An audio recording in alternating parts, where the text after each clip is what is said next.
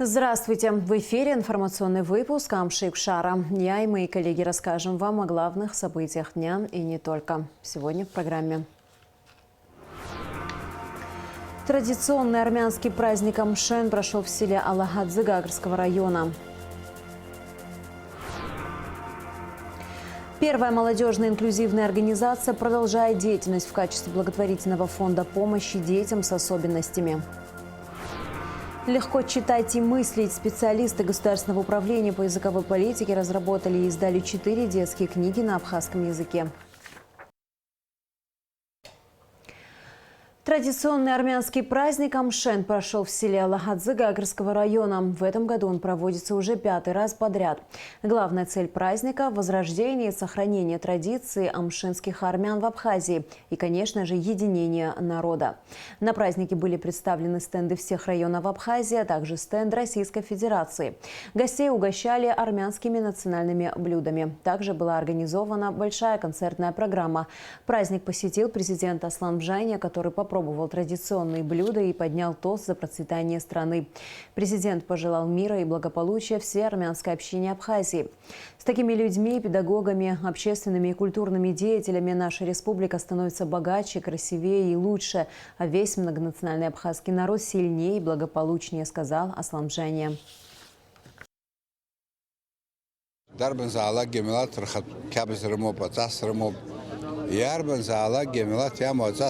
Ауида накнуко, уи дегим хозр дейц фахазом. Артава джабар бахетапсна, экономика ганахала, эйбешра ганахала, культура ганахала, наука ганахала, артхара, харзиразу. Хаваажла роп, бриком тегуб сикала редиснухала. Бабра хахнуко скатас бхаза, ачеджика хахдрбаз сахук шон. Ярбан заала гетаатва, апснекун хобриз алшара ремазар стахуб, абас ачеджика. Репортаж о том, как прошел в этом году армянский праздник Амшен, смотрите в ближайших выпусках новостей. Мы продолжаем принимать поздравления в честь юбилея абхазского телевидения. Поздравительный адрес на имя генерального директора ГТРК Ирины Агарба прислала уполномоченный по правам человека в Абхазии Анна Скишмария. В письме омбудсмена выражается благодарность за освещение значимых для общества событий. Также от имени коллектива ГТК нас поздравил исполняющий обязанности председателя таможенного комитета Аляс Лабахуа. Пришли поздравительные письма от официального представителя МИД Абхазии в ФРГ Хиблы Амичба, столичного управления образования администрации Гагарского района.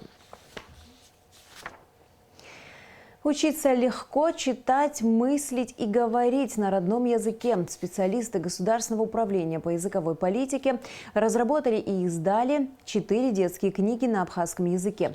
Речь идет об иллюстрированном словаре из серии «Моя первая книга».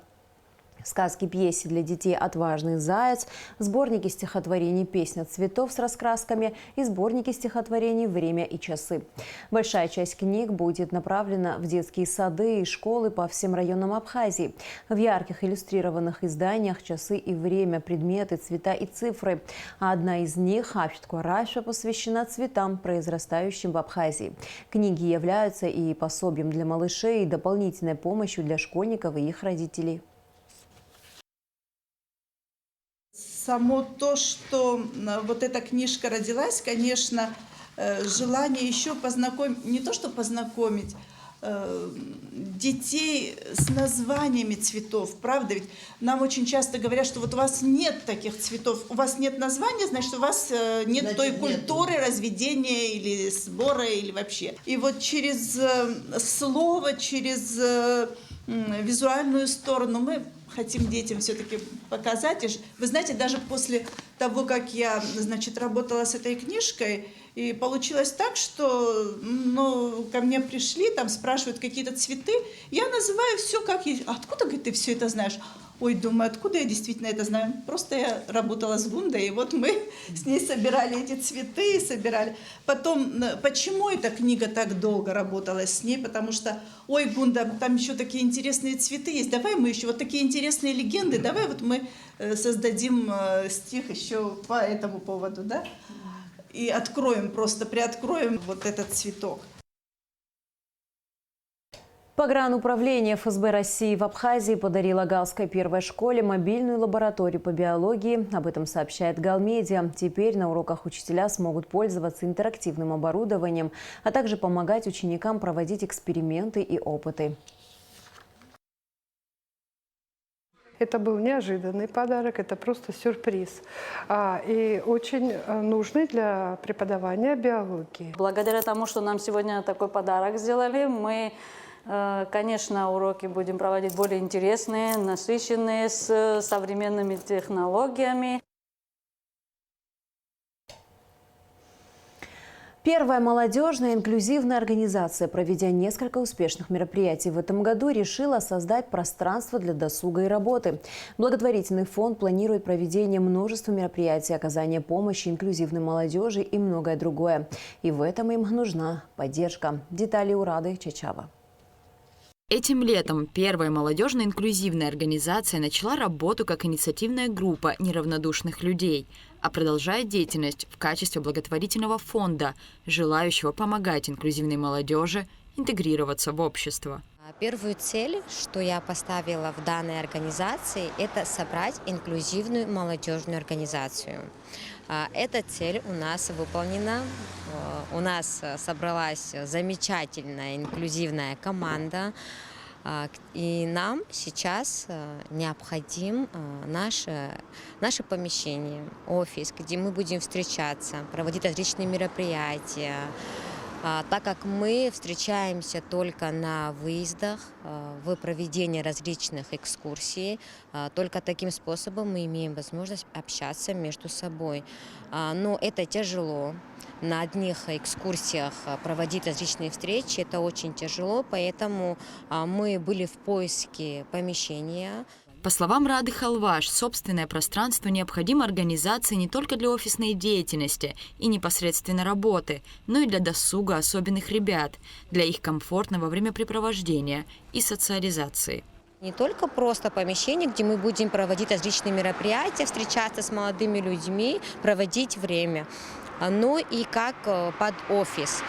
Так как мы также направлены на благотворительность, у нас организация на стадии оформления как благотворительного фонда. У нас много целей, много задач, которые мы должны будем над ними работать и реализовать их. Это помогать детям, людям интегрироваться в социум, а также помогать нуждающим, также с реабилитацией или же там с покупками какой-то там оборудования, техники и так далее, что необходимо для детей и молодых людей с хроническими особенностями здоровья. Как отметил заместитель председателя фонда Анрид Скуа, работа молодежной инклюзивной организации особенно важна для представителей инклюзивного сообщества, которым необходима поддержка социума. В планах фонда также проводить для инклюзивной молодежи экскурсии по Абхазии. 2 в Гагру и в Новый Афон организация уже провела в этом году. Цель нашей программы, чтобы люди с ограниченными возможностями принимали участие в социальном мире. То есть в нашем фонде будут принимать участие люди с ограниченными возможностями и люди без ограничений. Ведь некоторые люди, которые сидят дома, они нигде не работают, им нужно работать и принимать участие в социальной жизни. Цель нашей программы распространить инклюзивность по всей территории Абхазии. Благотворительному фонду оказывали помощь многие организации и правительственные учреждения, например, Государственный комитет по делам молодежи и спорту. К нам в текущем году обратилась молодая, энергичная Рада Халваш. Те мероприятия, которые нам было известно, мы оказали ей поддержку.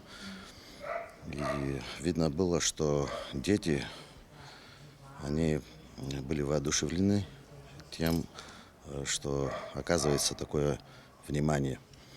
Они должны чувствовать себя частью того общества, в котором мы живем. Роман Скуа отметил, Госкомитет по делам молодежи и спорту и дальше будет поддерживать благотворительный фонд и, конечно, призывает присоединиться и другие учреждения. Мы очень рады, что вот сегодня у нее появилась такая возможность снять помещение Ну, и, конечно же, в дальнейшем она нуждается в большой поддержке. Со стороны Госкомитета мы также всячески будем поддерживать ее, но в то же время и призываем всех неравнодушных оказывать Раде Халваш, всем ее сподвижникам поддерживать посильную помощь. Заходя в еще не оформленное, не обставленное пустое помещение, участники и сотрудники фонда мечтательно размышляют. В том углу будут стоять диванчики, здесь кресла, а тут большой стол для всех.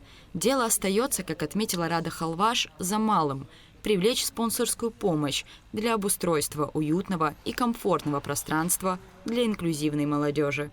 Нам сейчас необходима помощь в оборудовании нашего помещения. Нам нужна мебель, а также техника.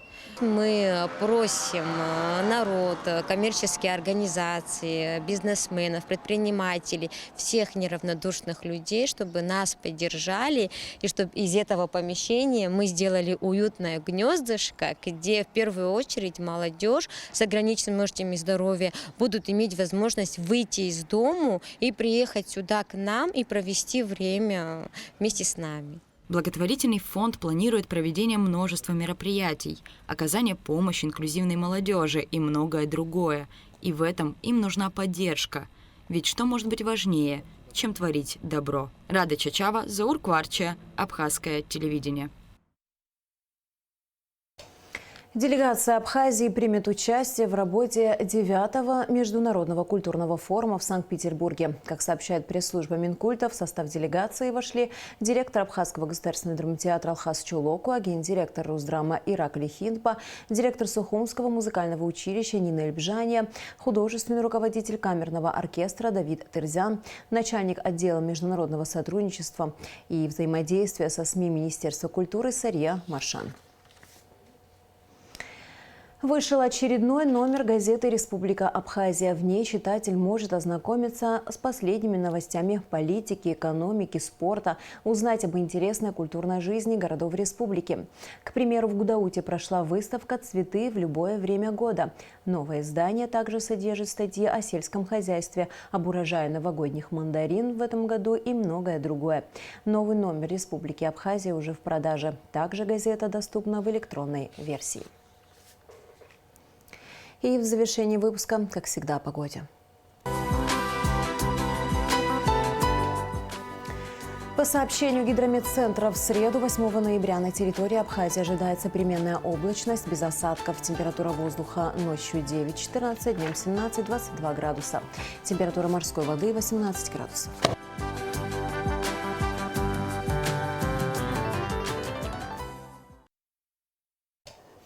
На этом наш выпуск завершен. До скорых встреч в эфире.